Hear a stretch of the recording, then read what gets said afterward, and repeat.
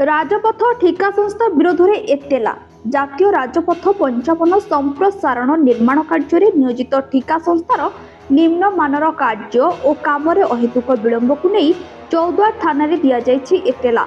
नियोजित ठिकादार निम्नमानर कार्य जो असराय वर्षा राजपथ और तार पारिपार्श्विक अंचल जलमग्न हो पड़ी एवं अंडरपास पहुंची पानी।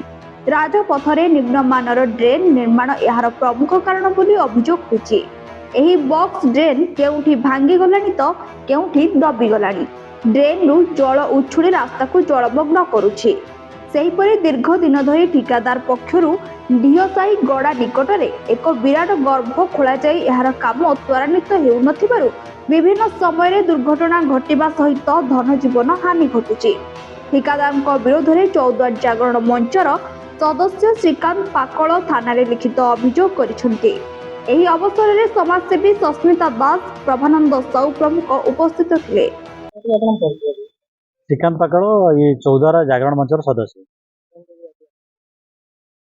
देखो तो आज जो आसलु आम जो MSIL जो कम नहीं MSIL कम दीर्घ वर्ष धरी आम आंदोलन चलती निम्नमानर कम जो आम सूचना अधिकारी आईने तथ्य मागिलु केते परसेंट बहुत गुड़े कम से छाड़ी करनी 10-15% पाखापाखि कम तथ्य मागिलु सी दे प्रोजेक्ट ऑफिसर 99% कम सरी 99% कम सरी आप देखिए चौद्वार कॉलेज पाखर धुमावती पर्यंत ड्रेन ना माने अधा सब हो ड्रेनेज अनेक जगह प्लांटेसन है लाइट जलू ना आपंकर किसी अंडरपास मुंडमाला पाखे कलिंग छक अंडरपास है ना कलिंग मुंडमाला पाखर नुटिगिरी पर्यंत ड्रेन भी है ना ड्रेन ना मंगुली पाखे पानी बारंबार जमिकी रोचे से जो रेलवे ओभरब्रिज तले गोटे ड्रेन कर बाहर छाड़िया एपट साइड छाड़िया कले ना।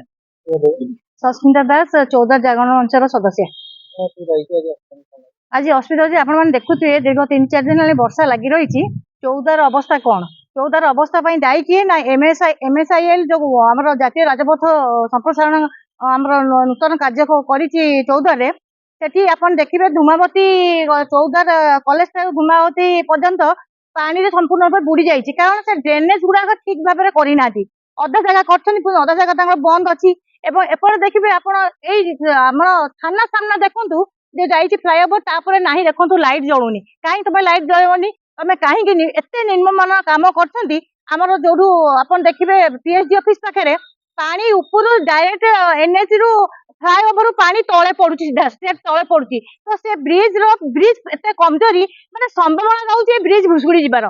कटक 14 नवीन राव को रिपोर्ट जे न्यूज ओडिया।